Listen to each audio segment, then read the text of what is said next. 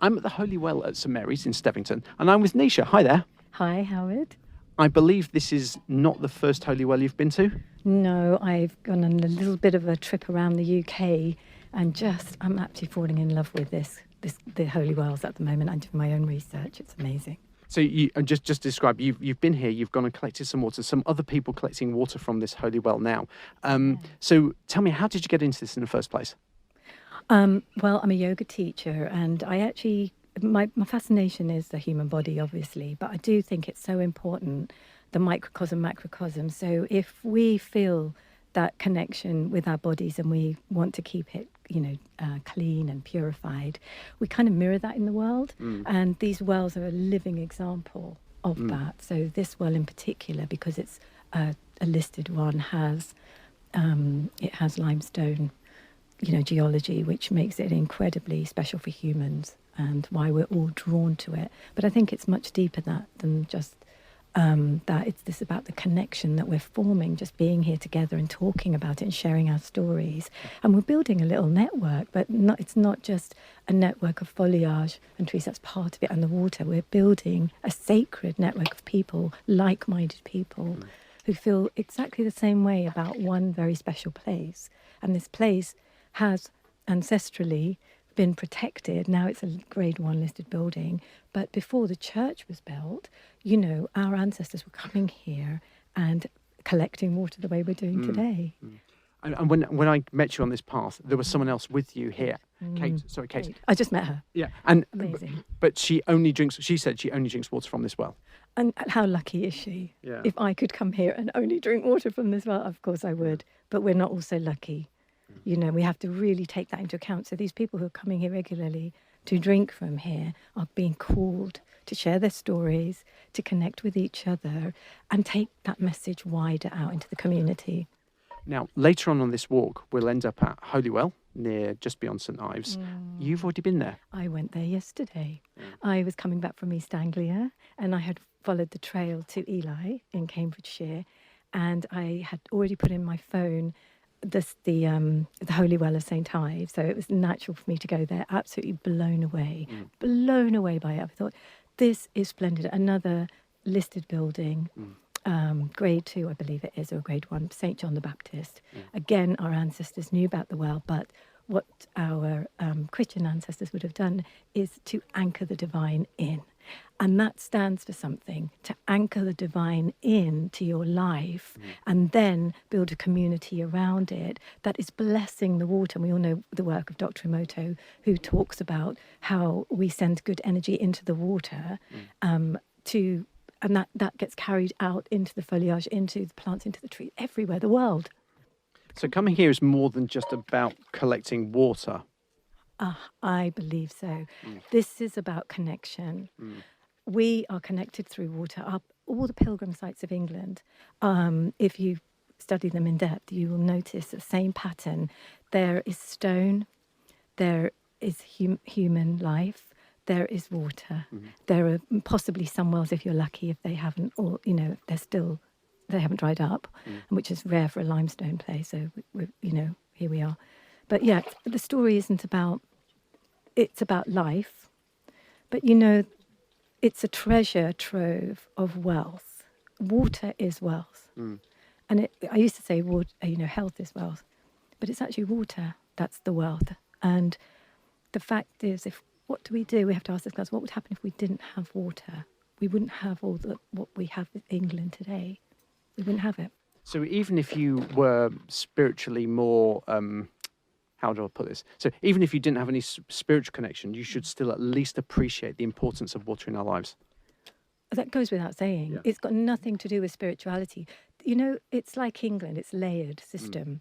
Like I said at the beginning, I'm a yoga teacher. So people that come to my classes are coming to me because they're finding an entry point, like a doorway, into themselves. That then leads on to something far greater, but not necessarily we have to talk about it in one class, right? At the beginning is just, let's have a sip of that water. What does it taste like? It feels good. That's the message, right? Then it starts to expand from there. So you're going from maybe a year of working out, realizing the differences, feeling good, eating better, drinking better, noticing those things. So suddenly something then happens to mind, body, spirit. You know, you get, maybe enter another layer. So if you think about these sites that the wells are at, and it's been layered. So originally what happened was we had our ancestors probably pre-pagan, I imagine, you know, Neolithic, let's say they're Neolithic. And they would have taught us how to, you know, deal with agriculture. But what do you need? You need water in order to survive. Humans, animals, plants, everything. And as I mentioned before, we have different types of geology. So we've got chalk, we've got limestone, we've got, you know, the what grows the ferns and things like that. They're all different. Granite in Cornwall and etc. It's another research topic.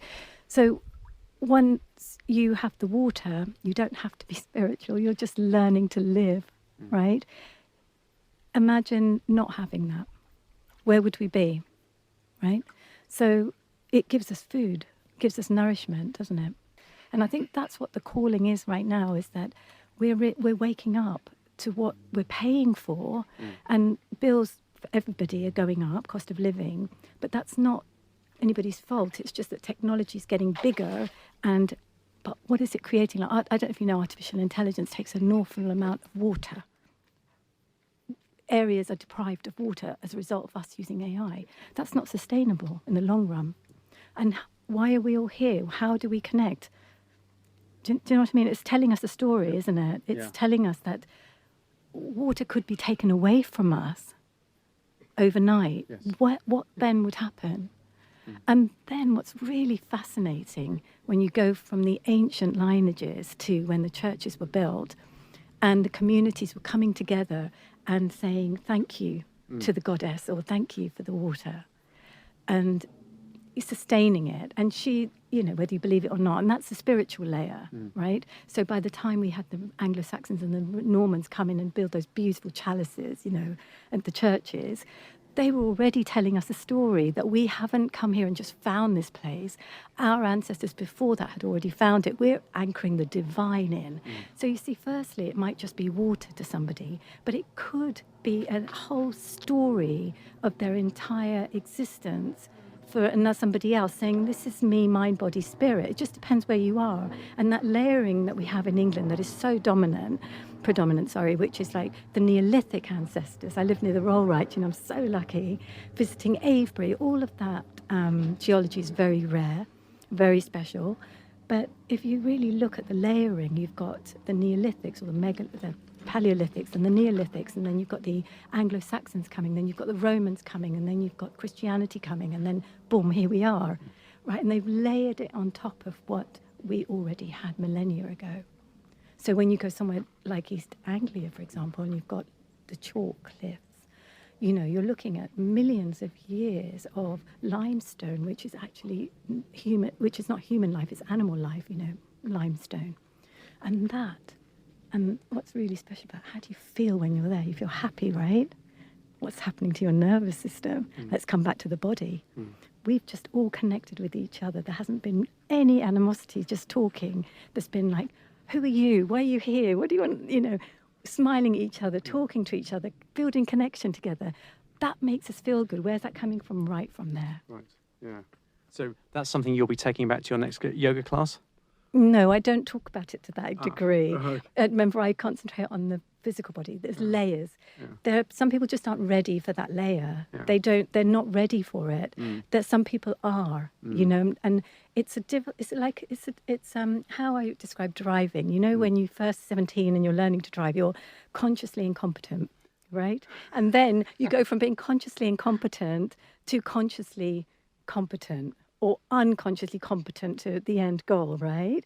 Well, that's the layered system in everything. You know, whether it's you're on the mat and looking after yourself, or you're in the gym, whatever your fast thing is, to discovering another layer of yourself that says, hey, hang on a minute, I've just connected my nervous system to how I feel when I'm at this beautiful place. I feel great. So does everybody else around me. We're just building a network of, you know, synapses.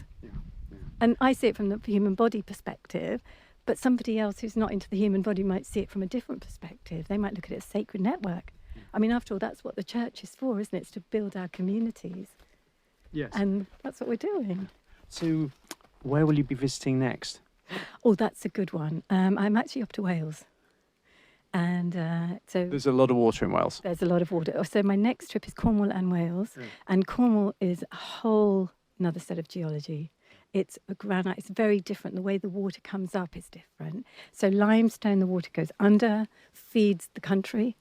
And the Cornwall is granite. It comes through in a different way.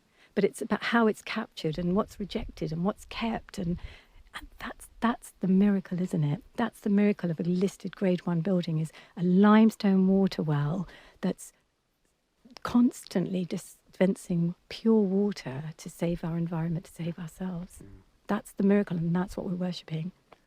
So anybody walking along this path, they might come and see, well, they might not meet you necessarily, but they'll meet, as I've done, they might meet other people collecting water. So it's well worth, as you suggest, meeting or saying hi to them and asking them why they're collecting it. Oh, 100%. But you know what? I actually think that's what is so special about this place, is that you don't have to try.